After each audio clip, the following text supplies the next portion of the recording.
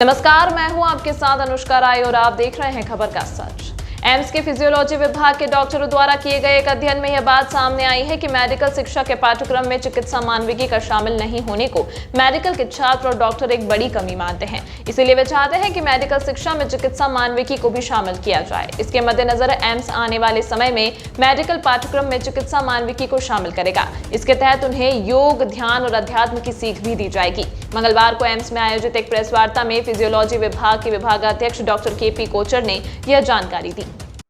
उन्होंने बताया कि काम के अत्यधिक दबाव में कई डॉक्टर भी कम उम्र में डायबिटीज, हाइपरटेंशन जैसी बीमारियों से पीड़ित हो रहे हैं। डॉक्टरों के खिलाफ हिंसा की घटनाएं भी बढ़ी है। इसका कारण मानवीय मूल्यों में कमी है। मानवीय मूल्यों और आध्यात्मिक के माध्यम से स्वास्थ्य सेवा को बेहतर किया जा सकता है। इसी क्रम में एम्स में बुधवार से 3 दिवसीय एकीकृत स्वास्थ्य सुविधाओं पर एक सम्मेलन शुरू हो रहा है, जिसमें एलोपैथी के अलावा अखिल भारतीय आयुर्वेद संस्थान के निदेशक डॉक्टर तनुजा निसारी भी शामिल होगी। इस कार्यक्रम के माध्यम से युवा डॉक्टरों को मेडिसिन के साथ साथ योग, ध्यान व आध्यात्म के महत्व से अवगत कराया जाएगा। उन्होंने बताया कि ऑनलाइन 500 मेडिकल के छात्रों और डॉक्टरों से प्रतिक्रिया लेकर यह जानने की कोशिश की गई थी कि मौजूदा चिकित्सा शिक्षा और स्वास्थ्य सुविधाओं में क्या कमी है। ज़्यादातर डॉक्टरों ने मेडिकल शिक्षा में चिकित्सा मानविकी को शामिल करने की ज़रूरत बताई। दुनिया के कई देशों के मेडिकल शिक्षा में यह शामिल है, लेकिन एम्स में यह शामिल नहीं है। IIT भी मानविकी व सामाजिक विज्ञान पाठ्यक्रम में है। इसलिए हम चाहते हैं कि मेडिकल के छात्र मेडिसिन का इतिहास, दूसरों के तकलीफ की कहानी भी पढ़े और यह समझे कि समाज में किस तरह की दिक्कतें हैं। उन्हें प्रेरित किया जाएगा कि वे काम के व्यस्तता के बीच 15 मिनट समय निकालकर राजयोग या ध्यान करें। इससे खुद तो तनाव मुक्त रहेंगे ही, मरीजों के प्रति बर्ताव भी मित्रवत रहेगा। डॉक्टर किसी मरीज की मौत नहीं टाल सकते, लेकिन इलाज के साथ साथ उन्हें भरोसा देकर इलाज का परिणाम बेहतर कर सकते हैं। इससे डॉक्टरों के खिलाफ हिंसा की घटनाओं में भी कमी आएगी। जैसे डॉक्टर कोचर और डॉक्टर प्रोफेसर सुजाता सतपथी ने उल्लेख किया है, हार्टफुलनेस इंस्टीट्यूट बहुत खुशी महसूस करता है कि हम All India Institute of Medical Sciences Delhi और All India Institute of Ayurveda के साथ जुड़कर हम ये इंटरनेशनल कॉन्फ्रेंस का आयोजन कर रहे हैं। ये बहुत ही एक महत्वपूर्ण स्टेप है फॉरवर्ड, क्योंकि जब आप वेलनेस की बात करते हो, स्वास्थ्य की बात करते हो, एक बहुत ही महत्वपूर्ण उसमें जो एस्पेक्ट है वो है हमारी आध्यात्मिक वेलनेस या स्पिरिचुअल वेलनेस आप कहें।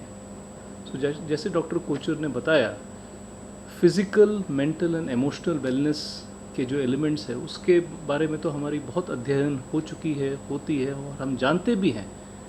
लेकिन अगर हमारी आध्यात्मिक लेवल पे वेलनेस और एक प्रैक्टिस की ओर हमारा एफर्ट नहीं है, तो बाकी 3 एरियाज़ में कहीं ना कहीं एक डेफिशिएंसी के तौर पे उसका इफ़ेक्ट ज़रूर महसूस होता है। तो जब आध्यात्मिक लेवल पे या स्पिरिचुअल लेवल पे वेलनेस पे हम ध्यान देते हैं, तो automatically emotional level, mental level and physical level में भी उसका एक बहुत ही प्रोफाउंड प्रभाव होता है। दूसरी बहुत ही महत्वपूर्ण चीज़ है कि जब ये कॉन्फ्रेंस, साइंटिफिक कॉन्फ्रेंस पूरे medical, health care professionals and जो लोग इस एरिया से जुड़े हैं उनके लिए है, और इस प्रोफेशन में बहुत ही ज़रूरी है कि हालांकि हम जानते हैं कैसे ट्रीट किया जाए एट अ फिजियोलॉजिकल लेवल, फिर भी उस ट्रीटमेंट को हमारे पेशेंट तक एक प्रभावशाली रूप में उसको पहुंचने के लिए यदि हमारे मेडिकल फ्रेटर्निटी के लोगों की अंदर की चेतना का विकास हो, तो वो आउटकम एक नेक्स्ट लेवल पे जाता है, जिसको हम बोलते हैं कॉन्शियसनेस। सो जब हम स्पिरिचुअल प्रैक्टिस की बात करते हैं या ध्यान के बारे में बात करते हैं, जैसे कॉन्फ्रेंस का एक मूल है, टॉपिक का टाइटल है medicine and meditation. Meditation helps expansion of human consciousness, individual के चेतना का विकास, और ये जितनी जल्दी उम्र में इसका स्टार्ट हो, जितनी जल्दी हम ऐसे प्रैक्टिसेस को बच्चों के सामने लेके आएँ, यूथ के सामने समक्ष लेके आएँ। हमारा देश भारत आज़ादी के अमृत महोत्सव और G20 की अध्यक्षता से गुज़र रहे हैं और इस अमृत काल में ये सही और सुनहरा अवसर है कि हम एक इस तरह की संगोष्ठी और व्याख्यान करें जहाँ पर हमारे पारंपरिक स्वास्थ्य विधाओं और सुविधाओं का अध्ययन किया जाए, उनको विश्व के आगे रखा जाए। और इसके लिए हमारे एम्स दिल्ली का प्रयास है कि all India Institute of Ayurveda और हार्टफुलनेस इंस्टीट्यूट से मिल के इस त्रिमूर्ति ने, हम तीनों ने ये एक कॉन्फ्रेंस ऑर्गेनाइज़ किया है यहाँ पर अगस्त 23 से अगस्त 25 तक। इस कॉन्फ्रेंस का लक्ष्य और उद्देश्य यही है कि जो हमारे युवा चिकित्सक पढ़ रहे हैं वो अपनी पढ़ाई में सेवा भाव और जो हमारे शाश्वत मूल्य हैं उनको लाएं, जिसके कारण वो एक नीतिगत और अच्छे चिकित्सक बन सकें। और जो दुख पीड़ा और तकलीफ़ में आते हैं रोगी और उनके परिवार, उनसे किस प्रकार से ठीक से बातचीत करनी है, उनको अगर हमने कोई ख़राब खबर भी देनी है कुछ मौत के बारे में तो उसको किस तरह से संवेदनशील ढंग से उनसे बात करनी है ताकि उनकी दुख तकलीफ़ कम हो और हमारे समाज में स्वास्थ्य विशेषतः जो आध्यात्मिक मूल्य हैं उनसे युक्त स्वास्थ्य हो, ताकि संपूर्ण स्वास्थ्य हम दे सकें।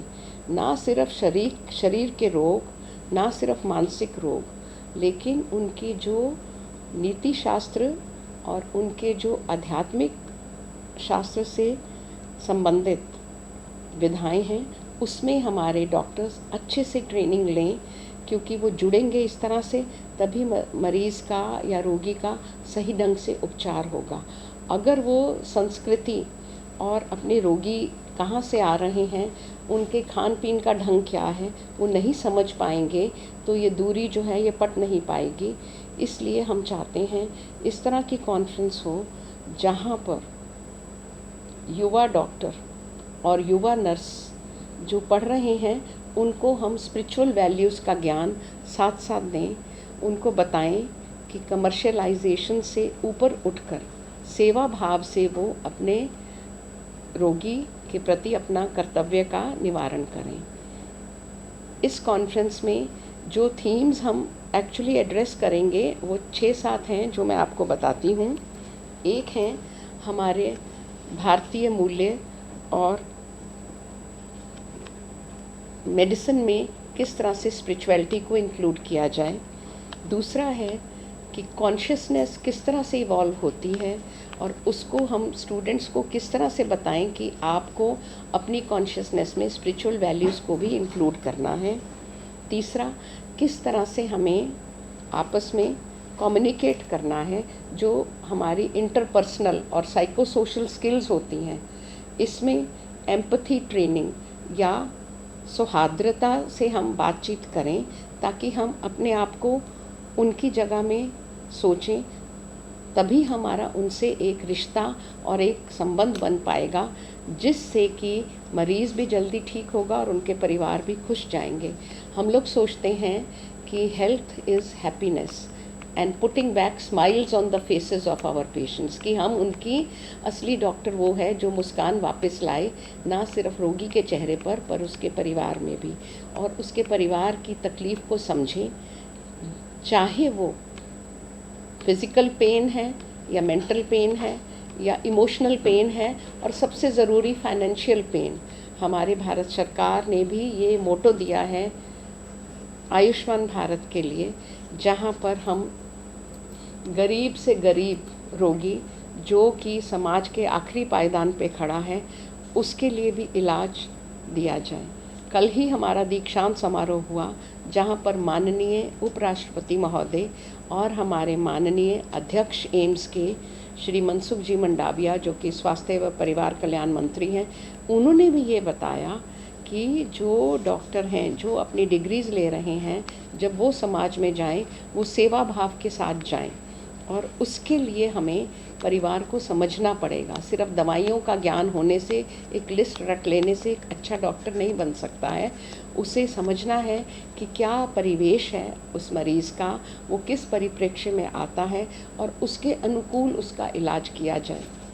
इसमें उनका आहार विहार और उनकी आर्थिक तंगी या आर्थिक बहुलता को भी ध्यान में रखना चाहिए। तमाम महत्वपूर्ण खबरों के लिए देखते रहिए खबर का सच।